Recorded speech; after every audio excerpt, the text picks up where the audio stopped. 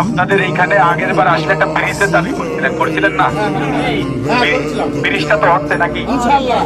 তাহলে কিছু কাজ করছি আমি, কিছু কাজ না করে তো এদিকে আসি।